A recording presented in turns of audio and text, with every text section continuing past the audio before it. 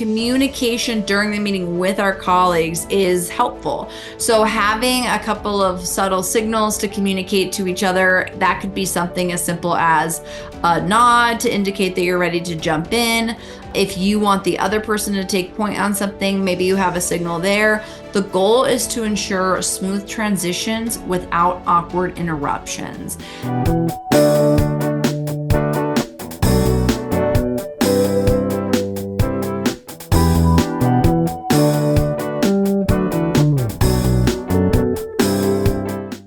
Welcome back to another episode of Prospecting on Purpose. Today, we're talking about the 4-legged or 6-legged or 8-legged sales call. This is where 2 or more people team up to present to a client or a prospect together, hence the leg count. But here's the thing. Multi-person sales calls can either be massive successes or a tangled mess. And the difference is preparation. And that's exactly what we're breaking down today, how to prepare for a meeting where more than one salesperson is presenting. Let's start with the basics. A 6-legged sales call is where you and maybe 1 or 2 other sales professionals, multiple salespeople are attending a client meeting together. And ideally, maybe one person is more technical, the other might have the relationship with the prospect. Perhaps you're bringing in different areas of expertise to the table. You're pulling in a subject matter expert for this meeting, or maybe you need someone who is more senior than you to be on the meeting. Maybe your boss wants to be included in your meeting. Whatever the reason, ideally, the point is that you're teaming up to deliver a more robust presentation and demonstrate to the client the value that you and your company and your team bring. But here's the trick. If we don't coordinate ahead of time, we run the risk of stepping on each other's toes, or worse, confusing your client. So how do we avoid all that? And it really starts with our first tip. We're going to get into 7 tips on the multi-person sales call here. But the first tip is to clarify roles. So to really get an understanding of who's doing what in the meeting. So think about it this way. If everyone's speaking over each other or they're trying to make the same points, you lose focus, you lose coherence. It looks like you have 2 quarterbacks on the field at the same time. So this is why it's really important to designate roles. Some questions you can ask yourself is, who will be leading the conversation? Who's the quarterback? Maybe it's the person who set up the meeting. Maybe that person just introduces the subject matter expert and then they're the quarterback throughout the duration of the presentation. Who's handling specific sections of the pitch and why? It's really key to play to each other's strengths. So in my past experience, I am not an engineer, and oftentimes if I knew there was going to be very technical questions, I would bring in my technical colleague, and then I would almost view my role as the translator between the technical person and my client and their projects and their priorities. So I might not be the person driving that particular meeting, but my role there is to be the translator, capture the action items, and then continue to maintain that client. So just getting really clear on that is going to help you avoid overlap. 2 people are chiming in at the same time. It's diluting the message. Preparation here is making sure everyone knows their lane. And if it doesn't make sense to have a certain teammate in the meeting, it is appropriate to ask them to step down. Sometimes that's tricky, especially if they're in an elite senior role. But if they don't have value or a clear reason to be on the meeting that you can communicate to the client, then ideally that person isn't on the meeting. So the last thing we want is 1 decision maker and 6 people from a company. So we have to edit ourselves. Tip number 2 is to plan ahead. Coordination. Once you understand your roles, it's time to sync up on the details. This means we're holding a dedicated planning session before the meeting. So sit down with your coworkers, map out exactly how you want the sales call to go, understand what the agenda is, who's going to introduce the company, who's diving into pain points, who's talking about solutions, who's closing it out and getting to the next step. This may sound simple, but the pre-meeting alignment is crucial to making sure that everything flows smoothly and that you show that you have your act together. Obviously, if you're presenting something to a high stakes environment, Rehearsal is great. Nobody likes to role play, but a quick run through can reveal potential issues before they arise. And it also ensures that you have your transitions between your teammates natural. You don't want awkward pauses, clunky handoffs. And this is true whether you're virtual presenting or in person. And then that really leads us to tip 3 is when we're putting together our agenda, what is the actual goal coming out of it? So tip 3 is to be very intentional. That won't surprise anyone if you listen to this show. We must be intentional on the goal that we are collectively as a team working towards. So we must know who's doing what and what are we trying to get out at the end of this meeting. And then the whole time as we're running this meeting, we're working towards those goals.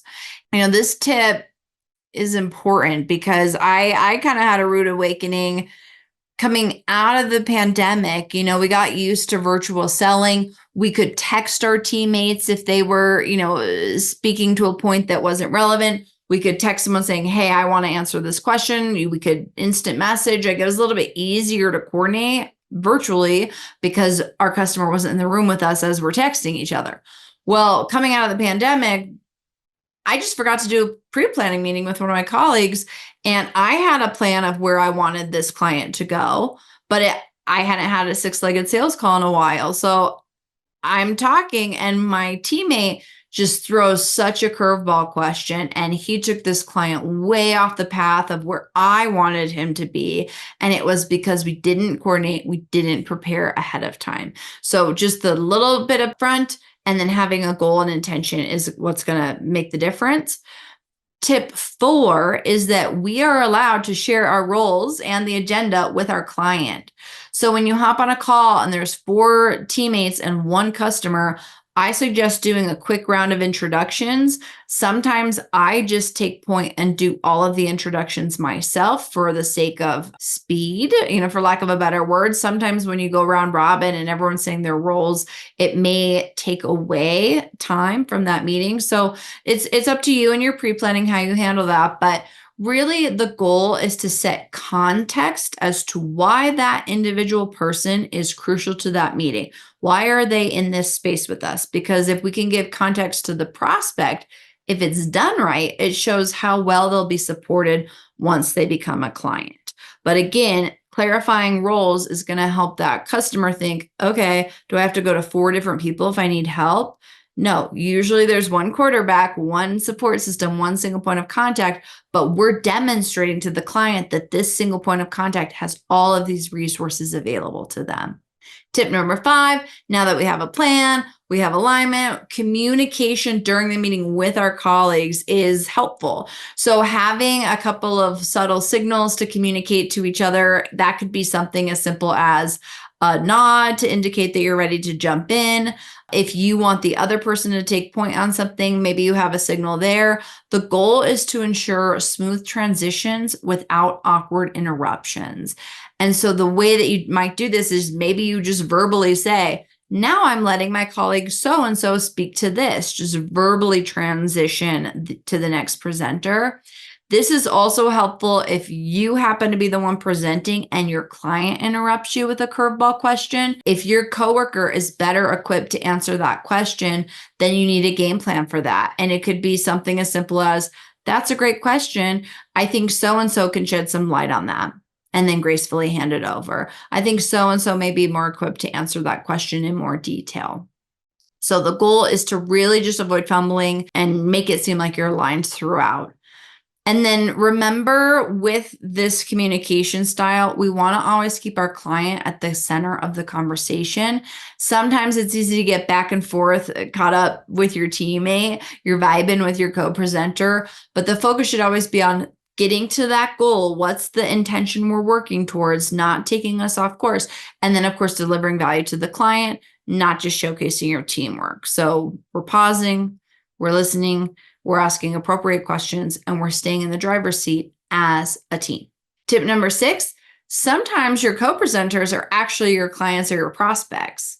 So one thing that we forget is we might have a contact with someone at a company. They're kind of our internal champion, but they need buy-in from other departments or senior leadership. So they set up the meeting. These same rules apply when your co-presenters are now part of your prospects. So if it's a big SIG meeting, it may be appropriate to ask to hop on a quick call to get alignment and really make sure that we're prioritizing what our client, who our internal champion is, what do they need us to prioritize or minimalize, and then how we include their work into our solution. So it's the same structure as everything that we laid out. Maybe it's less rehearsed or practiced because they're not an internal teammate. But our job is to make the person who set up that meeting look good. And the only way you can do this is by knowing what the goal is, operating intentionally, and preparing as best you can. And then the seventh and final tip is to follow up appropriately. And following the meeting, what's next? It's the follow-up. And just like with our presentation, this needs to be coordinated too. So after the meeting, I always like to debrief with my colleagues, discuss what went well, maybe what could have improved, and most importantly, follow up and next steps. How are we keeping the business moving forward? So assigning responsibilities for any follow-up text, whether it's sending over additional materials, recapping action items, answering questions that we needed to clarify, or setting up the next meeting. So the goal is to really continue that same level of collaboration after the meeting as you did during it. And this way you maintain that strong, united front and you're ensuring nothing falls through the cracks. So just to wrap up with a quick checklist to recap when we're preparing for our next multi-person sales meeting. Tip 1, clarify roles, know who's leading, who's supporting, and avoid overlap. 2, set the agenda, plan speaking points, plan transitions. Step 3, know your intention. What is the goal you're collectively working towards? Step 4, it's okay to share your roles and your agenda with the client. Do not skip this run through. It makes all of the difference. And then number 5, have verbal and nonverbal clues with your team. So we're communicating subtly to keep that presentation seamless. Number 6, remember sometimes that our co-presenters are our prospects or our channel partners, and the same rules apply. So if you prep with them, gives you additional touch point, and it also is going to make your presentation more seamless. And then finally, number 7, debrief and follow up and coordinate that next step after the meeting to keep this momentum going. If you follow these steps, you'll be well on your way to executing a flawless multi-person sales presentation. And ideally, we're leaving our clients impressed and or ready to move forward. Thank you so much for tuning in. I know the 6-legged sales call can be a lot, especially if there's 8 legs or 10 legs. But as long as we're being intentional and really planning this out, it can actually really serve in our benefit and it makes work more fun. So I hope you enjoyed today's episode. Thank you so much for tuning in, and I'll see you next week.